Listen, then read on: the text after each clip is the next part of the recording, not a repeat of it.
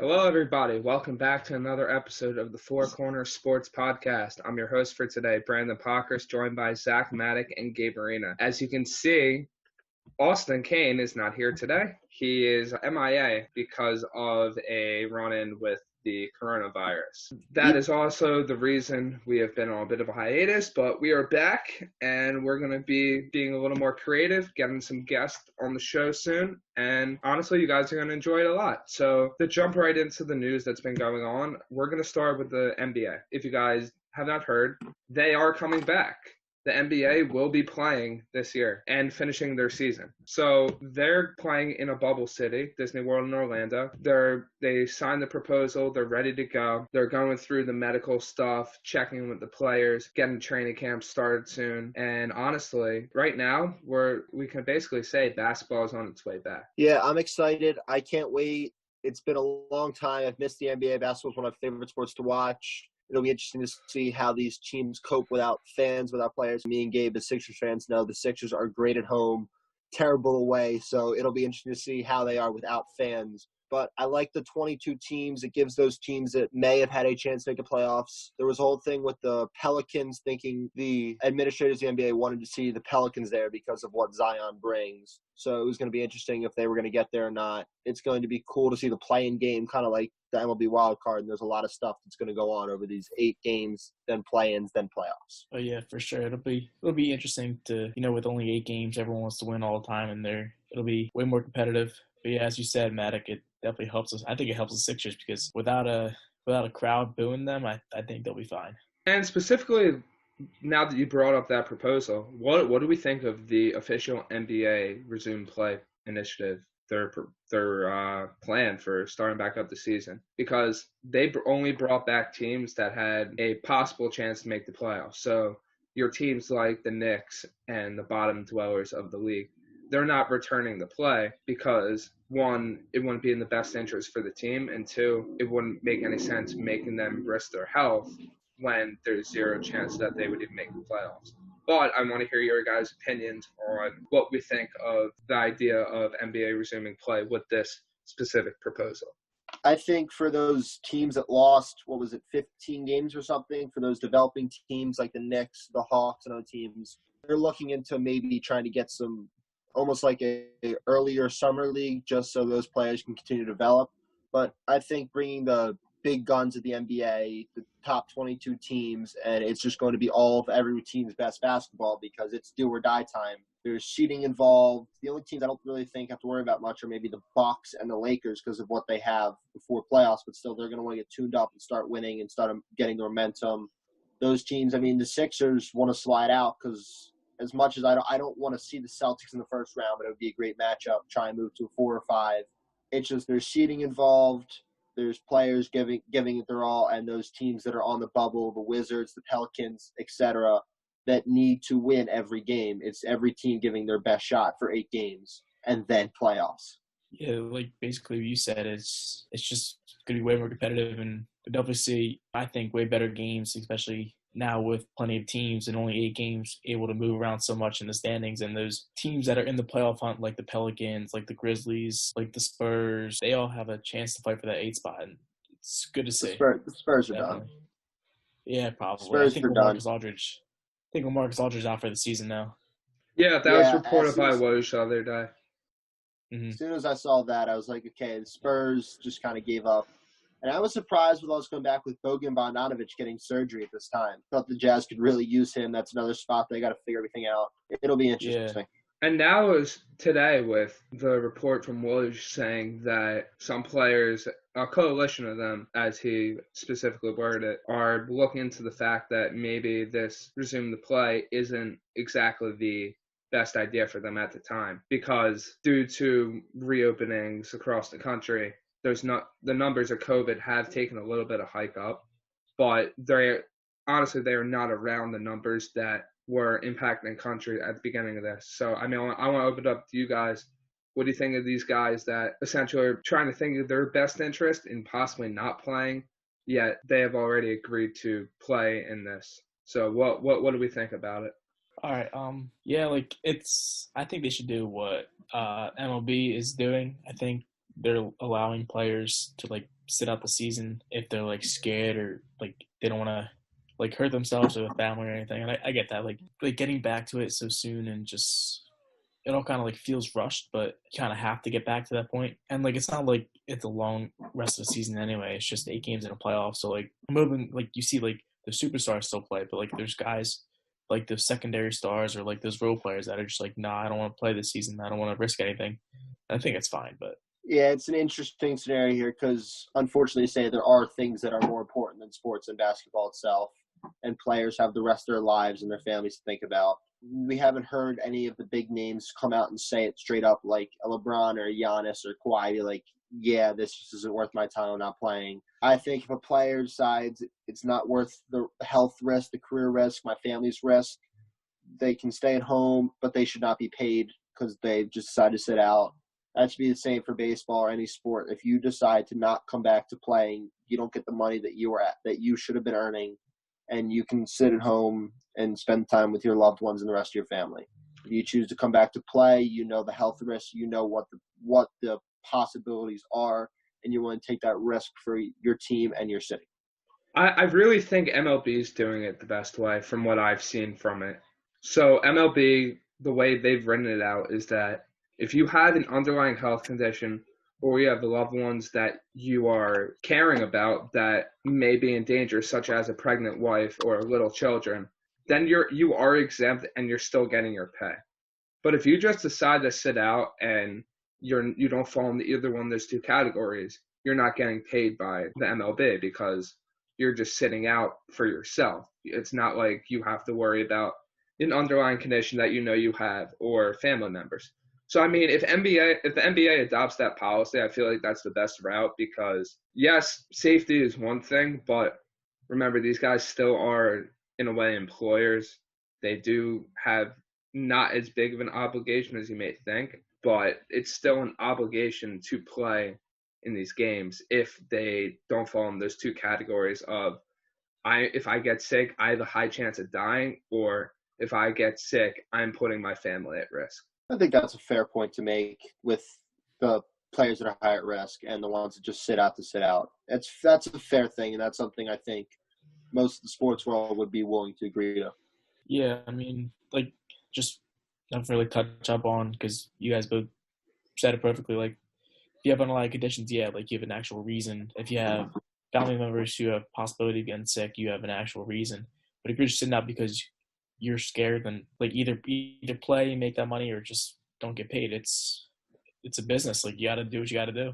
Don't be Le'Veon Bell. Yeah, that guy's a mess. Still a mess. Well, I don't talk bad on my Jets players, so I won't do that. So I mean, Talk bad about him when he was a Steeler. I didn't really say anything, but all right. Do we have anything else we want to touch on with the NBA before we move on? All I know is that the draft is what 3 days after a possible game 7 of the finals, right? Yeah. So the NBA, they really condensed their off season. Their off season. It was proposed to start at that Christmas time date, but I don't think that's happening anymore due to the Olympics occurring this year.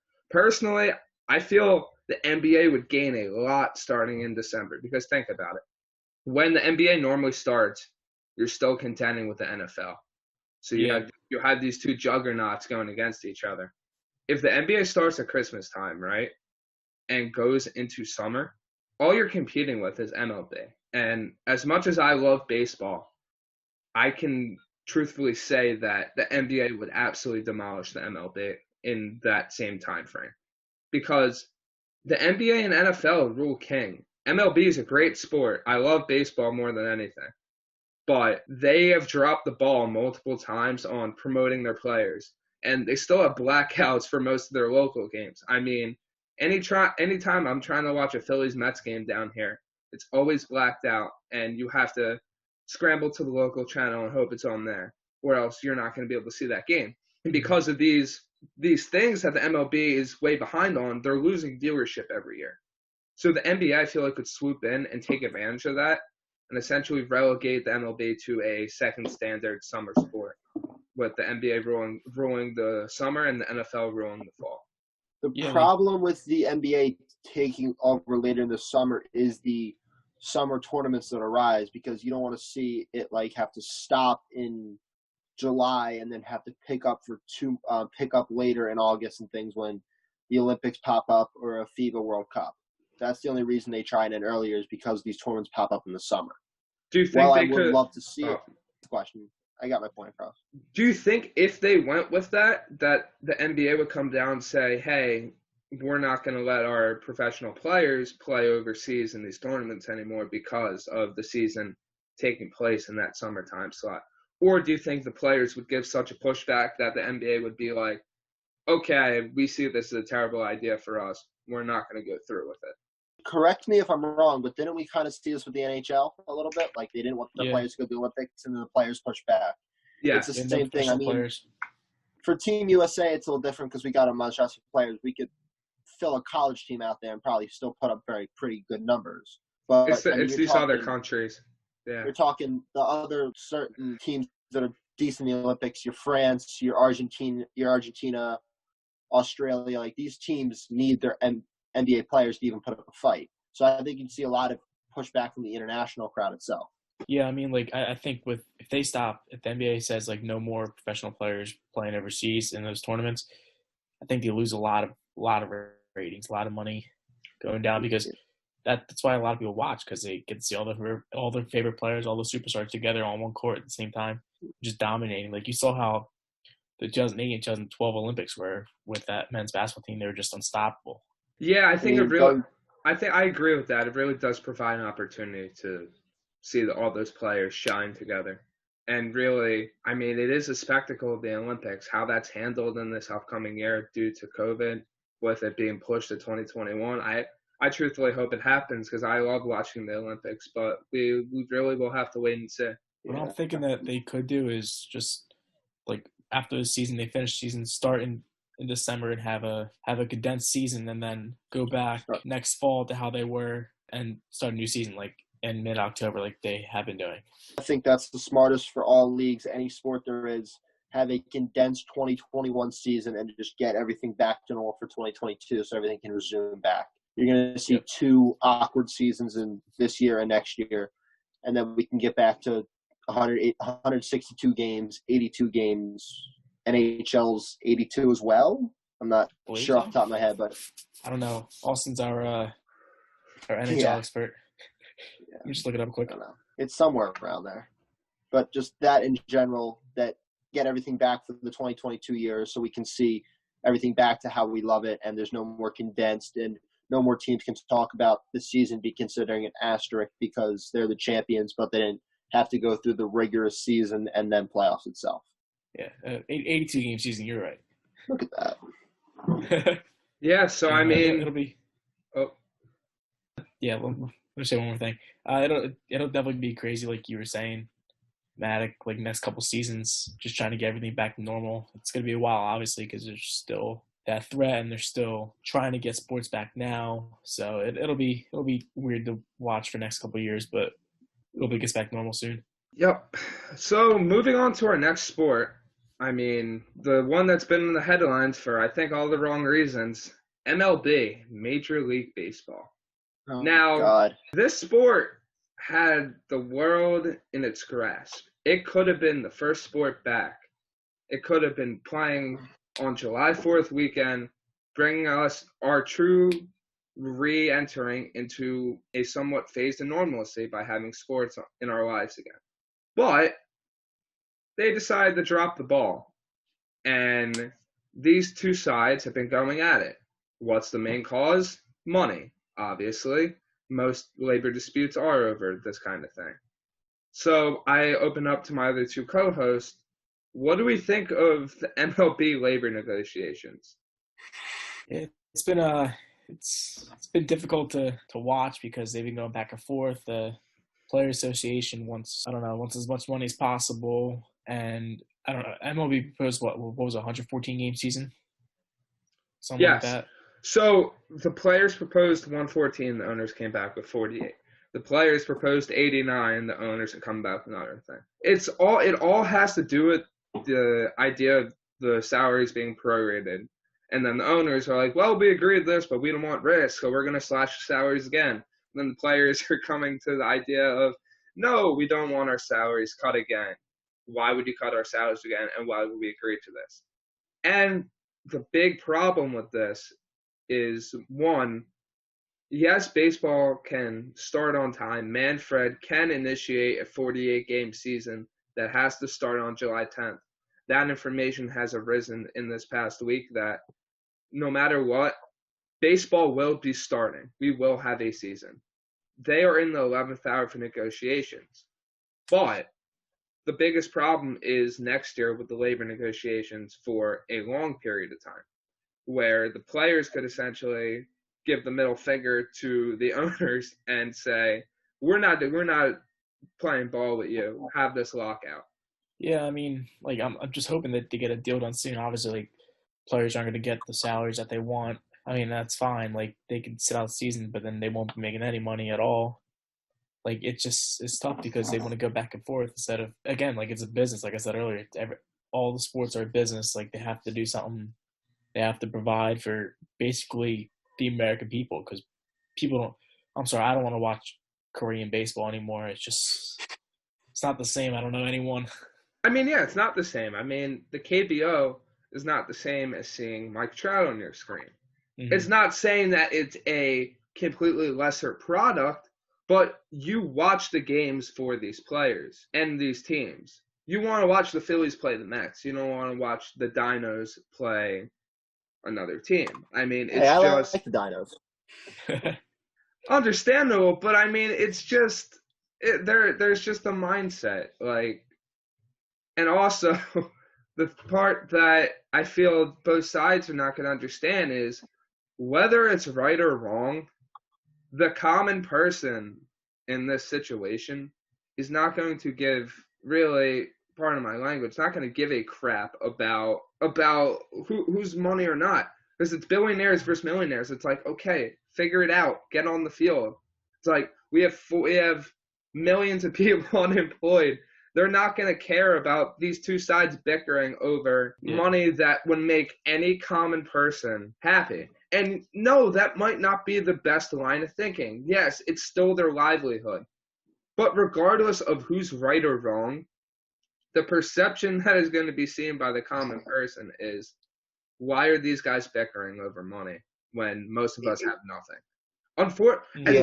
Whether that's right or wrong, that's the way people are going to see it.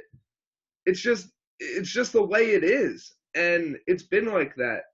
And the only reason baseball survived this last time was because of Sosa and McGuire and the Royds. And I don't see that happening again. Yeah. In truth, the MLB players are just being completely greedy. I think the owners are trying to come to something, because the players are not going to get their full salaries. There's just not the money there. If that happens, we'll be seeing teams have to actually go out of business and lose MLB teams, and nobody wants that, because that's less job for the players to actually have to play. What needs to happen is the players need to take 65 to 70% of what their salaries are and play 80 some games and go from there. The MLB will be dying out if anything like this happens, and there's a lockout. Fans will just turn their attention another way, another sport. Honestly, the players need to be like, okay, we understand what's going on. We'll take X amount of dollars to play X amount of games, and hopefully we can get our contracts back to normal by a certain date. At the moment, if the players aren't willing to meet the owners halfway, and the owners aren't willing to give the players a little more than what they're asking, not their full, but a good amount, then we're going to see baseball die out. We're going to see teams in small markets like the Athletics, the Mariners, and other teams that don't have as much fan base or as much money die out, and we're going to lose those teams that we might not be a fan of, but we love to watch anyway. It's like they don't understand. You're going to drive this game off a cliff. Baseball's already not getting the athletes to basically elevate the game on the level that basketball and football are. Baseball's already not getting the viewership that basketball and football is. Baseball's not getting the merchandise revenue. And I could keep going and going. Yes, baseball is making money. But when your ratings are consistently going down from the age group that matters, which is our age group and younger, having a situation like this and then a possible lockout next year, how are you going to survive that? It's literally Well, we're not. impossible. When I say survive, I'm not saying baseball is going to quote unquote die out and there's going to be no more baseball. What I mean is it's going to be relegated to basically an NHL level. And I can see NHL getting elevated because it's like the NHL is here. It's been here. It'll be the NBA and the NFL's two titans. Baseball needs to figure its shit out and just excuse my French. Need to figure the things out and just come to an agreement. The players don't want to just not play. They want their money, but I mean, it's the top tier players that are really worried about their contracts. And the guys that are making only $1 million, they understand. Come together, get some games, get MLB's money back to where it should be, and you'll get rewarded in your next contract. The owners don't want to lose all this money through the team because it still is a business. So if they see their team die out, then there's no contract to even give the player. Meet them halfway and you'll be rewarded later. And if you're not, then it's where the owners are going to realize that they're going to lose better players to their teams. All right, let's have a fun little exercise for a second. If you were appointed as commissioner of MLB, what would be the steps you would take to fix the sport? Because obviously we see it as a lot of problems, and I feel like this is kind of a fun thing we could start to do, pose a little hypothetical and see what each of our ideas are. So, Matic, I'll start with you. If you were all of a sudden you woke up tomorrow, you're commissioner of baseball, what would you do to fix the sport? First thing to do is handling the coronavirus situation, and I'm saying 81 games and players get around 70% of their salary. If you're making if your salary makes more than, let's say, $25 million this season, you're getting 55% of your salary, and we're going from there. Afterwards, we're going to market our best players better. Trout should be marketed better than he's ever been. Gleyber Torres and other up-and-coming stars like Ronald Acuna should be marketed better and should be seen as future players, ones to look up that kids should be emulating that are 9 and 10 years old that should want to be like them. I still remember, I think, even though I was an outfielder or a catcher, I always liked that good old Jeter throw if I was warming up at shortstop. Like plays like that, players that you love to see, more of them should want to emulate them and use them as possibilities to make it farther in their baseball career. There's much better ways, and I would also add a salary, like not cap, but like contract cap. I don't think any player really needs to be making more than $250 million, even if it's over a 12-year period. I think maybe like $28 million a year should be the max the top players make, because you're handing out these big contracts for many years and they're a risk. Even when they do pay off, it's money you can be spent on other players with the minor leagues, filming out your farm system, stadium renovations. There's so much more you could be doing than giving Mike Trout that extra $6 million a year that he really doesn't need. Yeah, that's how baseball can be saved. I kind of agree with you there, but like the 81 game season, but I would say cut the salary in half, cut the season in half, cut the salary in half. It'll make it.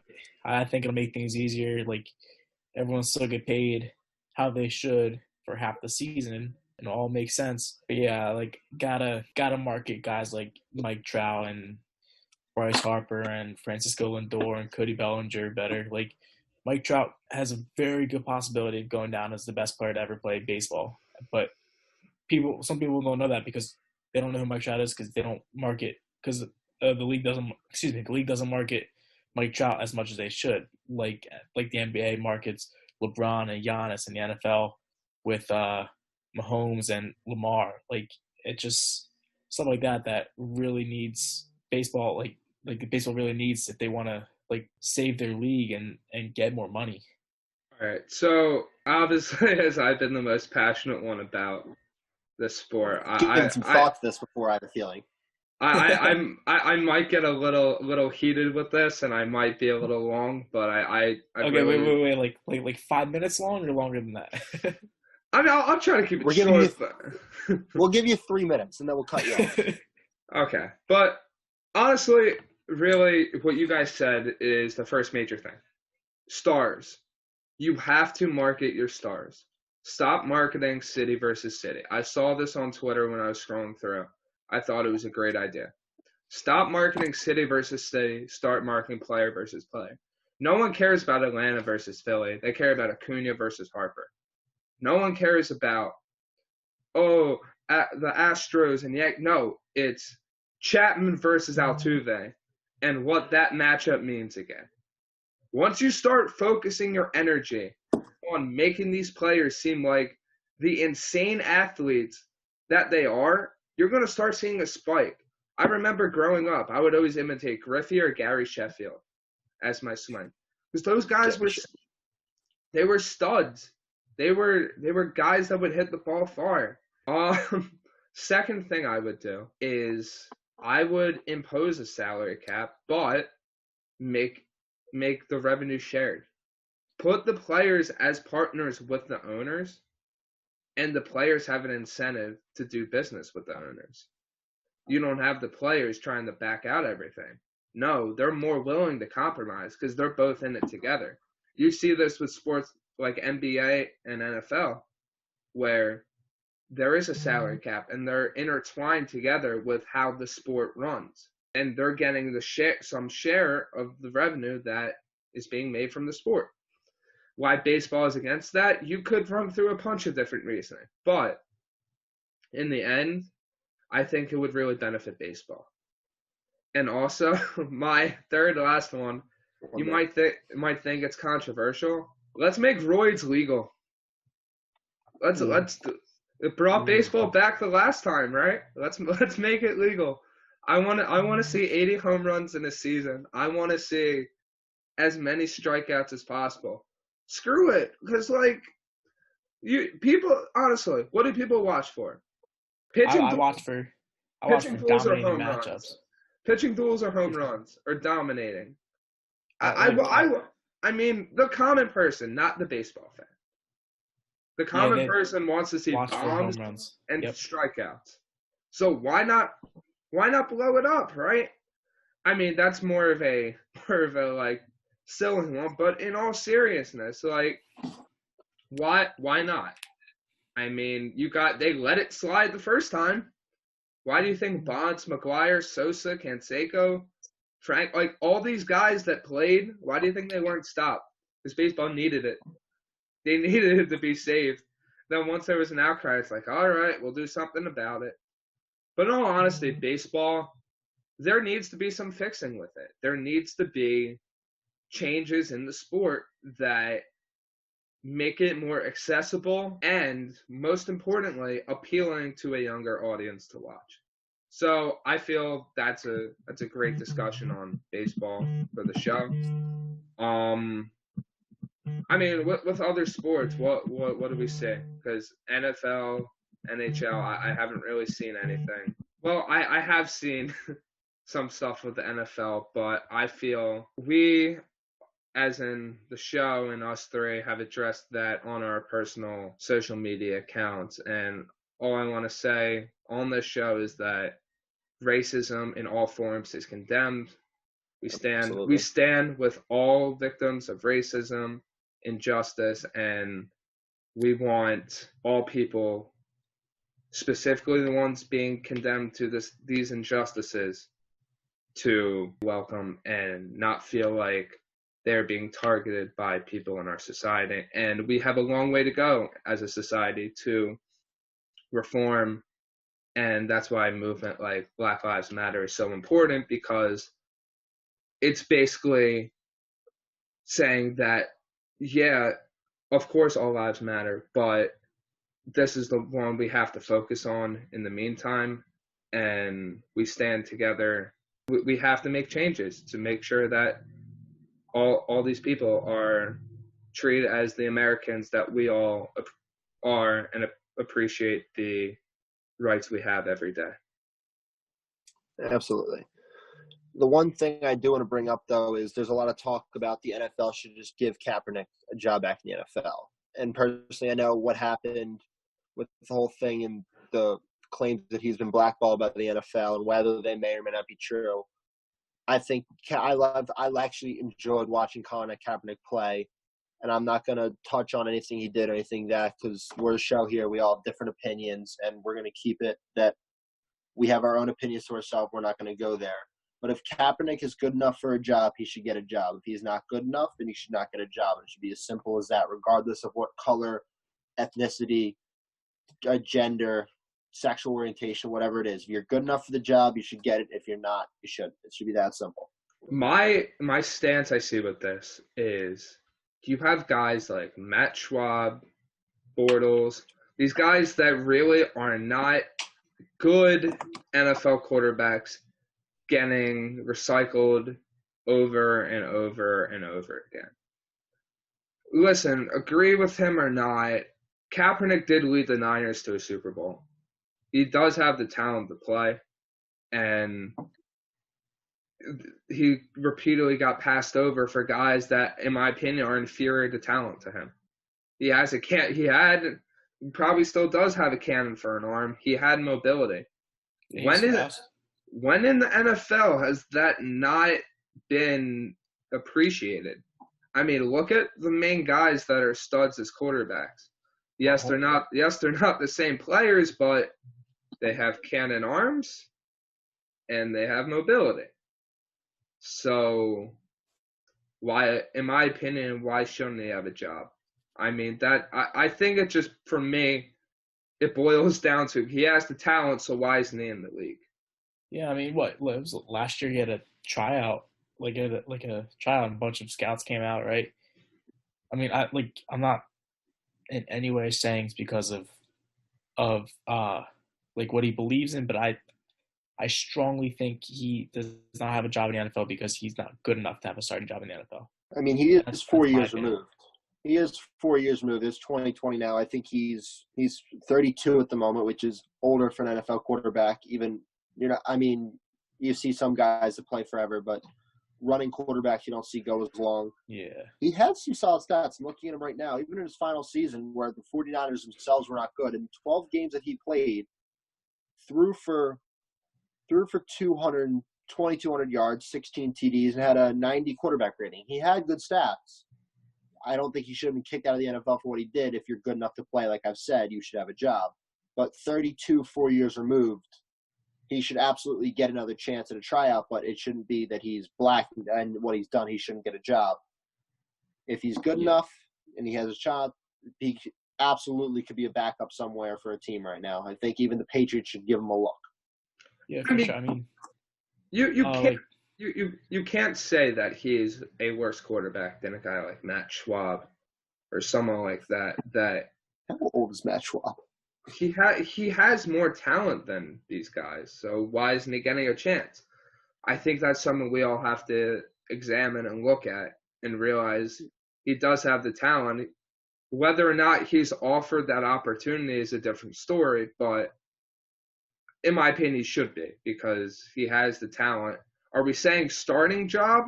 No, but he hasn't even been offered a backup job. Yeah, I mean, like based off like what Maddox said, like I do think the NFL kind of drove him out and didn't want like I'm not saying like he caused a lot of drama, but I don't think they wanted that in their league, and they kind of drove him out and didn't really give him a chance. Like if he was not out of the league for 4 years, he still have a starting job somewhere. Maybe not with the 49ers, but definitely with another team.